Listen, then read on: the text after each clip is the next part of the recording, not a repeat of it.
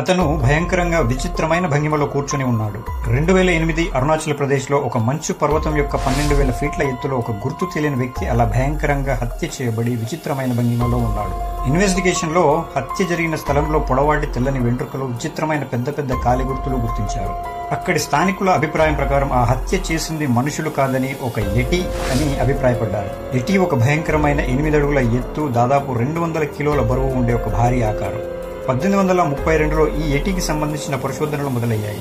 1832లో British naturalist Brian Hodgson, 1951లో British mountaineer Eric Shipton and surgeon Michael Ward తమ రీసెర్చ్లలో యటి యొక్క ఆధారాలను గుర్తించారు. డానియల్ సి టైలర్ రీసెర్చర్ తేల్చి చెప్పింది ఏంటంటే యటి అనే ఒక మృగం లేకపోవచ్చని, ఆ గుర్తులన్నీ యటితో పోలి ఉండే గిగాంటోపిథికస్ వి అయ్యుండవచ్చని అభిప్రాయపడ్డారు. మొదట నేను చెప్పిన గుర్తు తెలియని వ్యక్తిని ఎవరు హత్య చేశారో, అలాగే యటి అనే ఒక జీవి ఉందా లేదా అనే అనుమానం ఇప్పటికీ ఒక మిస్టరీ